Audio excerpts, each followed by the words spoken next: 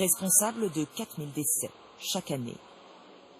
L'environnement maintenant, vous avez peut-être déjà entendu parler du 7e continent, cet amas de plastique qui dérive notamment dans l'océan Atlantique et qui bouleverse tout l'écosystème. Un navigateur a décidé de monter une expédition pour aller à sa recherche. L'idée, c'est de sensibiliser l'opinion. Des associations emmènent aussi des lycéens sur la Seine parce que la pollution commence juste à côté de chez nous pour finir au large. Johan Relard, José Boulestex. Je crois qu'on a fait la touche là. Les premières prises dès les premiers mètres. Et pour ces élèves de seconde, une certitude en quelques minutes, ils ne sont pas venus pour rien. Un paquet de chips.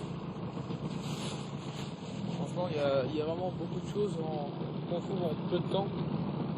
C'est incroyable la façon dont c'est pollué. De surprise en surprise.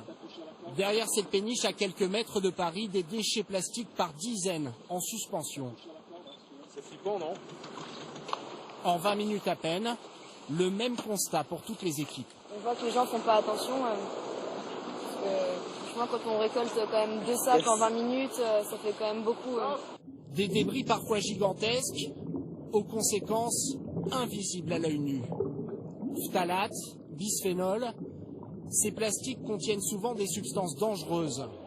Sur le ponton, leur concentration est mesurée grâce à ces petits capteurs. Tu le fais descendre là, les additifs ils vont dissoudre dans l'eau et une fois qu'ils sont dans l'eau, on peut pas avec une épuisette les enlever.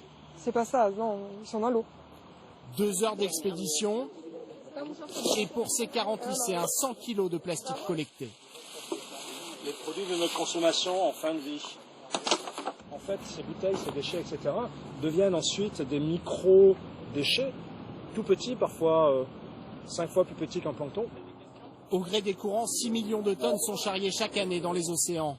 Dans l'Atlantique, l'expédition 7e continent mesure actuellement l'étendue de cette pollution plastique et ses conséquences sur la santé.